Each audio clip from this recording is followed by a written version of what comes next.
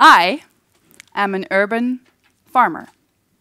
Now all of you can see by the looks of my boots that I don't really farm big plots of land in the city. They would have been a lot dirtier, even on a day like today. No, I farm the city.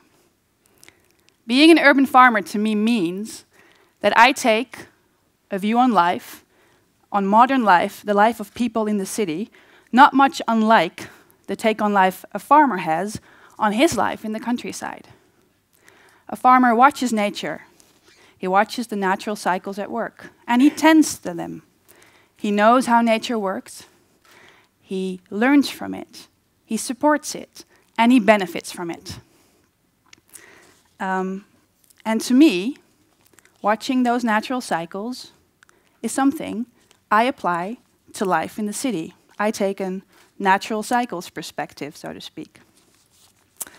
And I don't do that just on the planet side. That's what we usually think. The natural cycles mostly work on the planet side. Sustainability is about people, planet, and profit. And natural cycles are mostly thought of as the planet side. No, I also apply them to the people side. And if we do both, I think we can greatly profit. Now, when did this all start?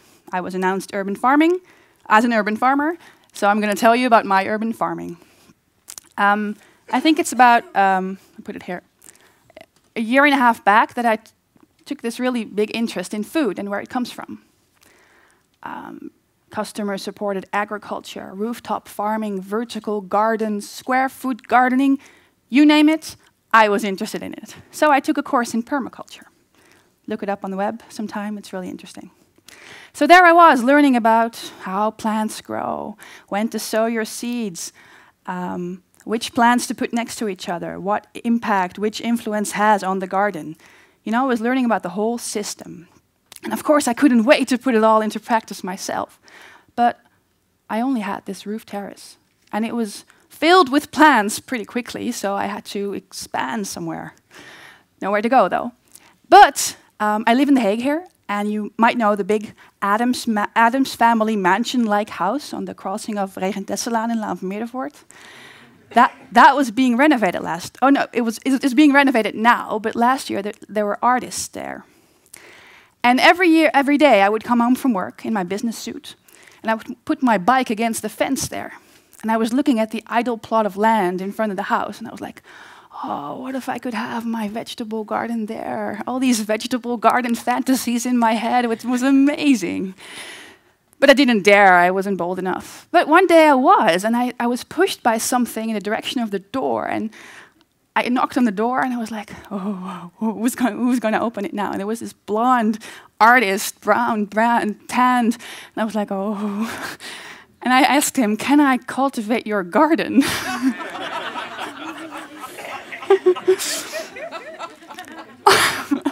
I'm not sure what he thought I meant, but he said, sure.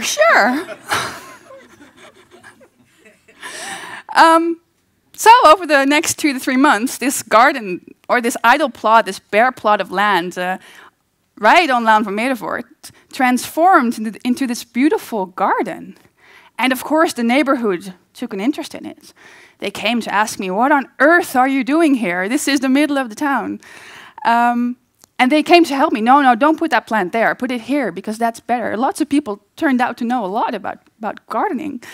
And there was even some gossip going around the neighborhood about some blonde boy stealing a giant zucchini from my garden. I was like, wow,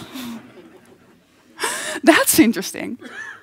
Well, the effects that garden had on me were great, I think. You know, the food, healthy, fresh food, were very good for my body. And all the hard work, you know, making the beds.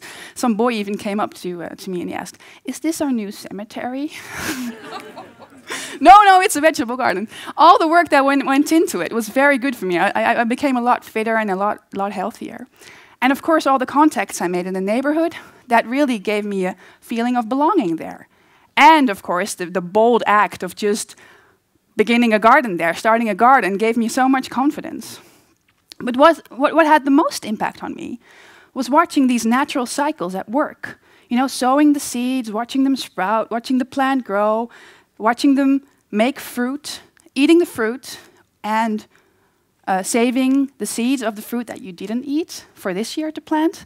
You know, watching these cycles at work gave me a feeling of belonging, of being a part of a bigger system. So yes, even on a spiritual level, this garden, this small garden in the middle of The Hague, had a really big impact on me. Of course, I had to earn some money because I wasn't selling my vegetables. There was not enough for that. And at work, I was taking an interest in the bigger picture of sustainability. Of course, you've all heard of climate change. I think so, yeah. You may have even heard about even bigger problems, the loss of biodiversity and the pollution our nitrogen fertilizers are causing. Less well-known problems, but they're equally big. And up till now, there's been talk of CO2 reduction or CO2 compensation by planting some trees, changing your light bulb, maybe putting even some solar panels on your roof. But I'm not sure if that'll be enough to solve the problems we're facing. But it turns out lately, companies and governments are trying to change a bit more than that. They are trying to adapt our systems of production and consumption to become more in line with nature instead of just linear. You know, nature works in a cycle, not in a line. And you've probably all heard examples of that too. You know, cradle to cradle, waste is food, closed loop systems. But the other day I saw his face come by in the introduction film. Günter Pauli, very inspiring man. I heard him talk, and he was talking about design your company as an ecosystem. What would be the image you have with that, you know? Create multiple cash flows because nature does the same. This is quite an alternative message, I think, for a Dutch business life. But no, I watched 300 people from major Dutch companies listening to this man an hour and a half without even looking outside. They were completely inspired. So I think we're witnessing small steps towards even big business realizing the potential of aligning itself more with these natural cycles. So, then I met my friend I respect very much. And he said, yeah, Rachelle, really nice that you're trying to save the planet with everything you're doing. Very good. But realize that the biggest problem we're facing today is the crisis of the people, not of the planet. He was talking to me about loss of community, about lonely elderly, about obesity, and about you know, these groups in society that we don't really see a place for, and we just try to exclude them, even though we don't really say that. He was telling me that that is the real crisis. Like, ouch, am I focusing on the right thing here? Maybe not. But then I got thinking, and I was like, why? We're all part of the same system, you know? We as people, we live on this planet, and maybe the roots of these problems, the causes, have similar roots, you know? Maybe they're connected. Wouldn't that be logical if they're connected? Wouldn't it be logical if we change something on the planet side that it has its effect on the people side and vice versa? I learned about this when I was doing what Jolanta said, No Impact Week. No Impact Week on a very individual level taught me about this. It is a week in which 1,000 Dutch people participated last year, and they were challenged to find out if a lifestyle that is better for the planet can be better for them too, the people. So if these two might be connected in some way. Now, this whole experiment is based on the year that a guy named Colin Bevan spent as no-impact man in New York City. Might have heard of him. He's a nice guy. For 1 year, he bought nothing new except food. And that food had to be locally produced, seasonal, and organic food. He only transported himself by using his own body. He used as little electricity and water as possible, as he possibly could. And he was trying to make no trash. Can you imagine doing this, living in New York City, in a building 9 stories high? That means no elevator. Gradually, you know, he had this yuppie wife. think Sex in the City, that was his wife, you know? That was his wife. Buying at all the brand stores, flagship stores, drinking her coffee at Starbucks with her friends, working at Business Week. You think she would adapt to this lifestyle, taking the stairs every day? But he talked her into it, and they took their little 3-year-old daughter, blonde, charming daughter, along. And gradually they found, after, of course, adapting to this lifestyle, which, of course, you know, it's kind of a detox, might have been, they found that there were actually benefits, you know, climbing 9 stories of stairs every day. That makes you fit. That makes you lose weight. And there were all sorts of health effects. You know, when you start eating all this healthy food, and Kathy later might talk about that too. When you start eating all this healthy food, your body will react, of course. But the effects were not only on the physical side. The effects were very much also on the people side, on their social side. Because what do you do when you cannot watch TV or play your video games? What do you do? Maybe a couple has to start talking to each other again then. Or maybe you have to play a game with your baby girl. And what do you do in the middle of hot New York summer when you cannot turn on your air conditioning? Then you have to go outside and play in a nearby park and talk to your neighbors.